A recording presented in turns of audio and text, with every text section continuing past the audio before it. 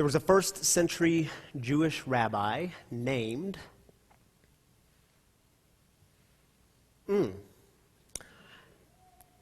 Some of you thought I was going to say Jesus. His name was Akiva. Akiva was walking home one evening to his home in Capernaum. As he was walking along the northern shores of Galilee. And as the sun was setting, he was reciting his scriptures like any good Jew would do at sunset. And as he's reciting the scriptures, he's rocking back and forth. Because for them, it's about rhythm. And it's about memorization and meditation and immersion. And as he's reciting the scriptures, it's getting darker and darker. And instead of turning right, Rabbi Akiva turns left. So instead of winding up at the city gates of Capernaum, he arrives instead at this Roman fortress. And when he gets there, there's a loud, booming voice from above, and this booming voice says to him, "Who are you and why are you here?" Rabbi Akiva looks around, and then he finally looks up, and he sees a Roman guard at the top of the fortress. And again, this voice says to him, "Who are you and why are you here?" To which Rabbi Akiva responds, "How much are they paying you to ask me those questions?" And the Roman guard replies, 3 denarii per week. To which Rabbi Akiva responds, "I will double your pay if you come to my home every single morning and ask me those same 2 questions. Who are you and why are you here?" Galatians chapter 3 raises questions about identity and purpose. Paul is always reminding his people, the people of faith in Galatia, who they are and why they're here. Now remember, in this letter to the Galatians, you get some of Paul's harshest language because Paul is completely fed up with his people. They have left the gospel, the good news, the message of God's love for all people through the life, death, and resurrection of Jesus. They've left this message for some, what Paul calls some other gospel. Here's how he opens chapter 3. "You crazy Galatians, did someone put a hex on you? Have you taken leave of your senses? Something crazy has happened, for it's obvious that you no longer have the crucified Jesus in clear focus in your lives. His sacrifice on the cross was certainly set before you clearly enough. Let me put this question to you. How did your new life begin? Was it by working your heads off to please God? Or was it by responding to God's message to you?" And let's pause there for just a moment. In other words, who are you? What's your story? When did transformation happen in your life? What was it like? What did it feel like? How might you describe it? You see, for the Galatians, they had been introduced to this message, but they had left for some other message. They left to go back to the law. Now, when we talk about the law, we're talking about the Torah, first 5 books of the Old Testament, or the Hebrew Bible. In the Torah, you have hundreds of laws. They left to go back to these hundreds of laws. Is there anything wrong with these laws? No, not really. But they were using them and abusing them. They were using them as their measuring stick to see how and where they measured up with God. What does the law do?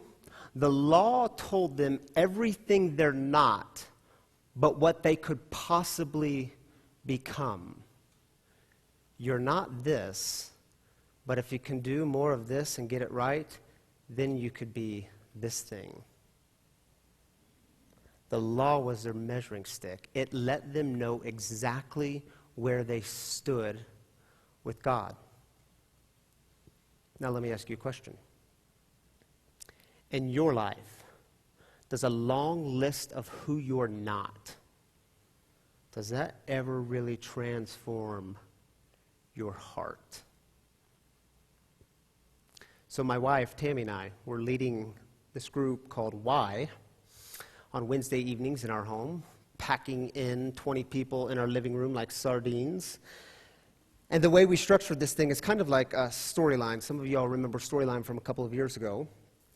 That's how we're starting it.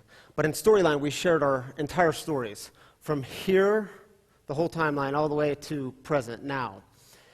We're not doing that in this Y group. Instead, what we're doing is we're asking each participant to take 10 minutes, because there's 20 people, and that takes a long time. Time is limited. Take 10 minutes and share with us your most defining moments. Because when we know your most defining moments, and we get a glimpse of who you are, and it's always amazing to me. It's actually stunning. When I hear people's stories, there's a same theme that rolls in all of our stories. When we know who we are versus when we don't know who we are. When we don't know who we are, bad things happen. When we know who we are, we tend to live these really incredible stories. We tend to do amazing things. We tend to live abundant life. We tend to care about spreading abundant life to others. When you don't know who you are, you tend to make the unhealthiest of choices. You might stay in that unhealthy relationship, or we isolate, we disconnect from the most meaningful things.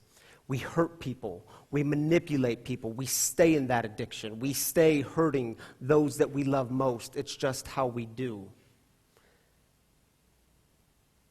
And so 2 weeks ago when we had the group in our living room, I said to them, some of y'all you're going to be nervous. Your hands are going to sweat. You're going to get butterflies. This is okay. This is good. You can do it. Some of you, every bone in your body is going to say, back out of this. Don't do it. But you can do it.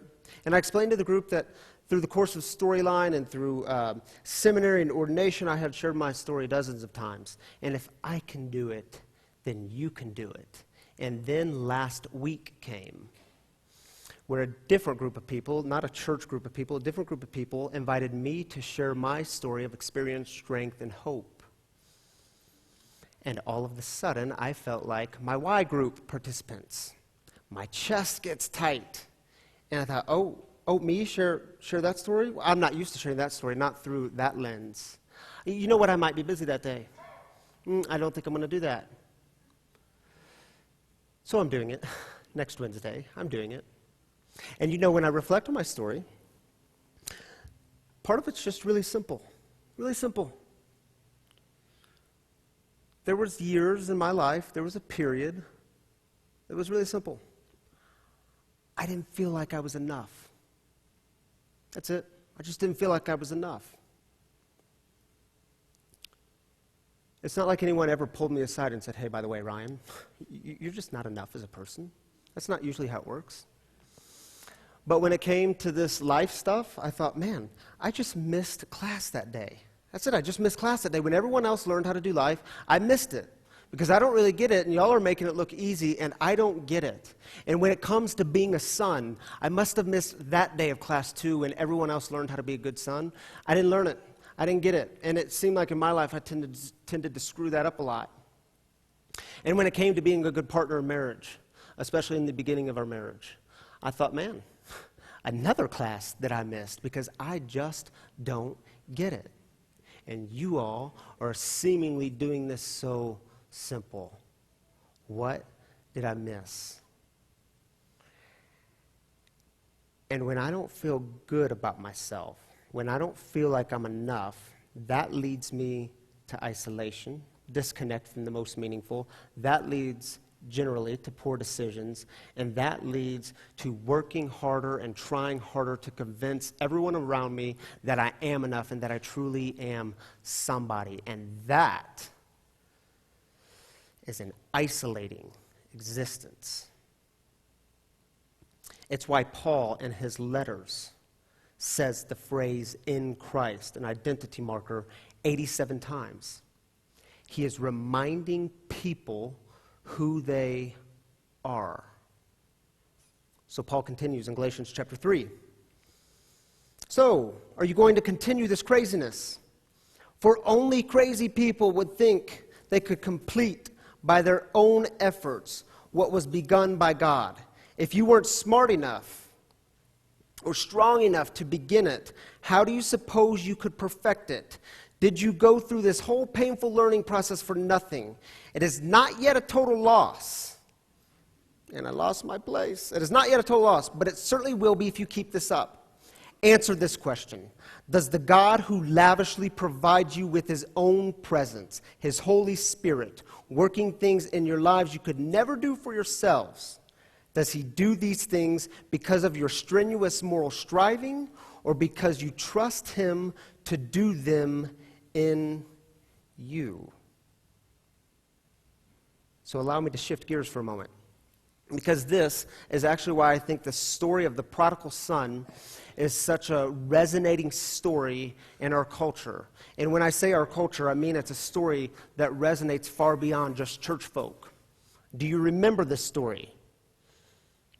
It's told in Luke's gospel. Do you remember the younger son?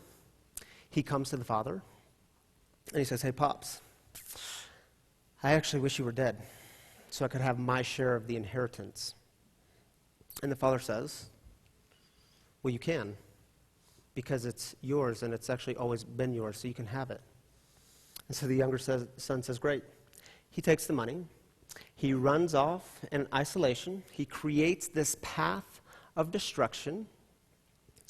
He squanders everything he has on the most unhealthy of things. And then he gets all down on himself and thinks he can't go back home. But finally, things become desperate enough. He drags his sorry butt back home. And do you remember where the father was? The father was in the driveway. So I'm embellishing a bit, but this is exactly how it happened. The father was in the driveway, arms wide open, and says, "Welcome home." And then he begins to shout in the streets, "My boy's home. We're going to throw a party. My boy's home. It's time to party." Now, do you remember the older son, how he reacted to what was happening? This is also why it resonates so deeply. The older son stands like this. "Seriously, Pops? That's how this is going to go down?" He takes his inheritance and squanders it, blows the money, and comes back home and you throw him a party? What about me? I've been here the whole time. I've done everything you've asked me to. I'm the good son. And how does the father respond? "What? You have always been with me. All that I have is yours. All that I have is yours." Do you see how the father in the story, and let's just all make this big assumption together that the father represents God, and I realize there's gender issues there, but this is a first century image, so work with it. The father reinterprets the story and gives them a new story, tells a different version of who they are. How many of us have tried to make God about some sort of transaction? God gives me this, so I'll give God this. God has given me a great gift, but in order to make that gift effective, I must do something. Or if I pray this way, then surely God will answer me this way. It's about transaction versus trust. Transaction always says, "This is what you got to do next." Trust says, "Do you trust this version of the story? Because this is actually who you are." Now, here's the thing about gospel. The good news, the gospel message, it never proclaims. It is never an announcement about how terrible you are or about how terrible the things you've done, how terrible those things are, and how you must change everything. But it is always an announcement about your true self, about who you are. Is there bad news involved in all of this? Yes. Anytime there's good news, there there's bad news. What's the bad news? The bad news is some stories have to be left behind. And let's just be honest. Some of you have taken a beating in life. You've been told who you are, who you aren't, you're not good enough, you're never enough, and you actually begin to believe it. And because you believe it, you begin to live in ways that flow out of that. Those stories have to be left behind if you want to live into the new story. Paul continues. This is how he closes his argument in chapter 3. Now, before faith came, we were imprisoned and guarded under the law until faith would be revealed. Therefore, the law was our disciplinarian until Christ came, so that we might be justified by faith. But now that faith has come, which is through Jesus Christ, now that faith has come, we are no longer subject to a disciplinarian. Hold on to that word disciplinarian, because this is absolutely fascinating. In the Greek, that word translates like this: pedagogos. Say that fun Greek word with me, pedagogos. Come on now, shout it out, pedagogos. In the first century Greco-Roman world, the pedagogos was a guard. It was a guard or a guide for these young boys in the Greco-Roman household. And they were charged with supervising the life and morals of these young boys. Some historians tell us that these young boys couldn't even as much as step out of the house without having their pedagogos by their side, and this would go on until the age of manhood. So you can imagine every young boy in the first century Greco-Roman world would have hated the idea of a pedagogos. Now, what's Paul saying here? A pedagogos, this is good. Young boys need the pedagogos. But it's temporary. Its role is temporary, and it was always meant to be temporary. You grow out of it. Is the law worthless? Of course not. The law was good. It kept the Israelites on the straight and narrow. But the law was temporary, and it was always meant to be temporary. Christ came. There's a new law, and this law is love. What's God interested in? Circumcision. But not that kind of circumcision. Circumcision of the heart, the interiors. What's the good news? You don't have to go back to the pedagogos. You don't have to go back. A new thing is happening. You are free. Now, with freedom comes what? Responsibility. Because when you know who you are, then you can more clearly see why you're here and what you're up to. So Paul closes chapter 3 with this. He says, so good, y'all know who you are now. Now let me remind you who we are. Some scholars say this is the height of the Galatia experience, or the height of the Galatian letter. In our culture, we just call it what it is. It's Paul's mic drop. He says this: there is no longer Jew or Greek, there's no longer slave or free, there's no longer male and female, for all of you are one in Christ Jesus.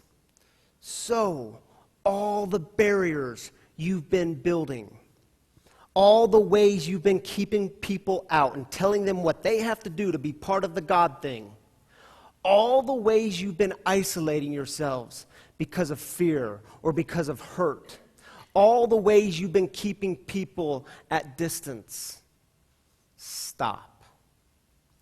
Stop doing it. It's not who you are.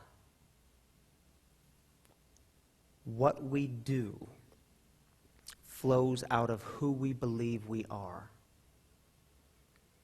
And the story that we're telling ourselves deeply shapes the way we live in the world.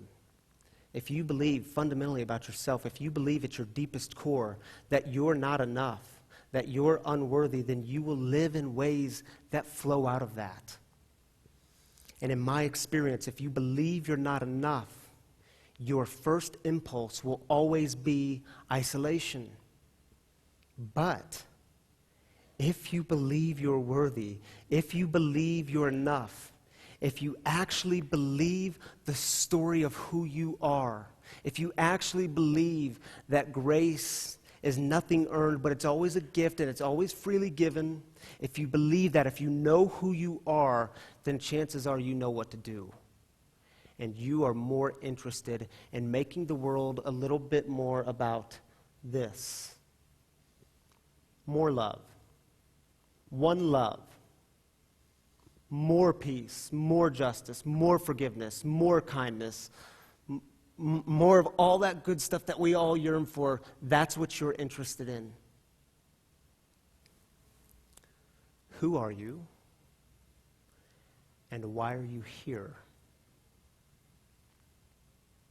So during each of these weeks in this series, we are inviting storytellers to join us.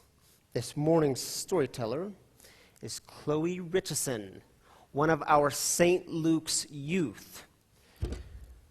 Chloe showed me this letter that she received, and it is moving and inspiring, and I've asked Chloe to come here and share with us how a barrier of isolation has recently been knocked down, so thank you for being here with us, Chloe. Well, okay.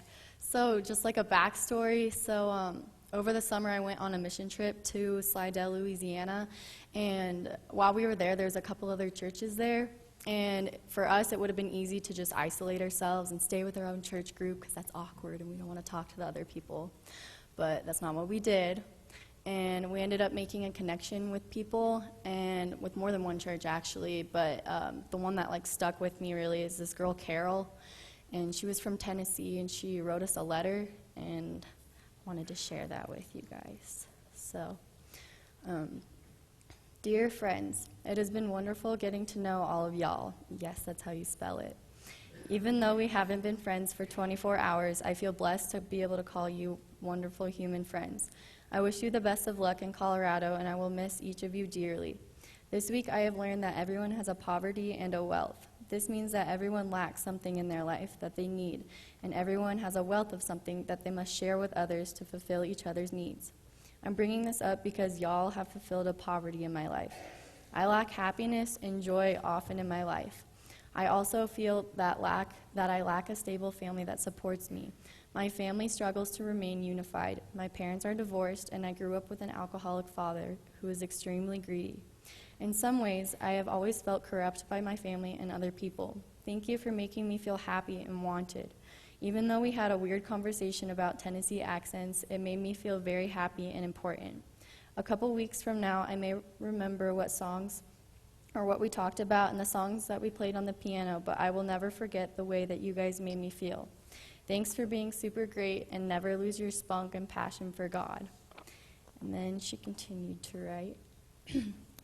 I believe that testimonies about our faith and life are necessary to share. They show God working in the world through people. This is my story.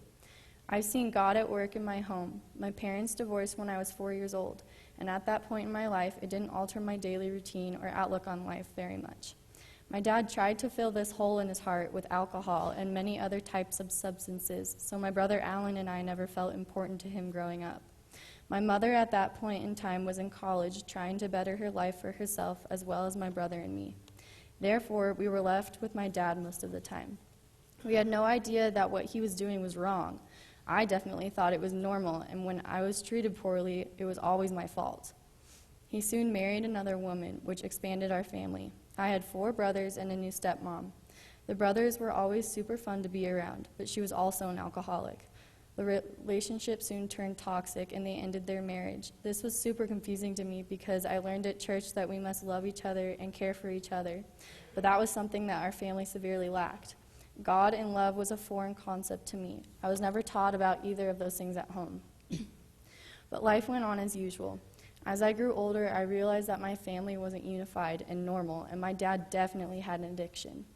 I began to see myself as worthless because I felt identified and defined by my family. I went to church every Sunday and Wednesday, but remained withdrawn and unhappy. When I entered the 7th grade, I became old enough to join my church's youth group. I joined, and it helped me understand God and Jesus more. I started to form a relationship with God, and my life seemed to improve. Then one night, I was completing my homework upstairs in my bedroom when I heard the clash of pots and pans. I ran downstairs and found my dad. He was laying on our open flame stove drunk, and he asked me to kill him by lighting the stove. Somehow, I was able to convince him to spare his own life by expressing how much God loves him. In that moment, I knew that was God working through me. But instead of praising God, I became angry at him for putting me in that situation. My identity still felt defined by my father's actions and lifestyle. And a week after the incident, I was removed from his home by CPS, and I have lived in an alternative care type of thing ever since. At this point in life, I felt irrelevant to the world. I broke off my relationship with God, and I truly hated myself. I felt so used and worn out by my family and society. I had been neglected and taken advantage of by other guys. I could not see myself as a worthy recipient of love or care, so I decided to end my own life. Thankfully, there was this urge to stop, though. I instantly got this warm feeling, and I realized that I am worth something to God. He defines me, and He loves me. Since that day, I have devoted myself to Christ. I have uncovered a hidden talent that God gave me for music. Music has helped me connect with other people and God. I now see myself as God sees me every day. Thank you, Chloe.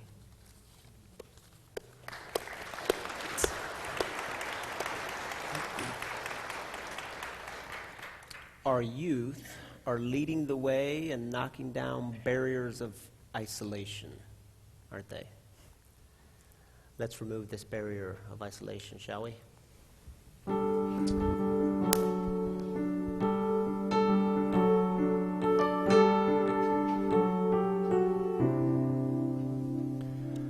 I walked in the room to hear my heart think, a place where my fears can be faced. I don't know the truth and I don't know the lie. I don't know the why I must embrace, but my story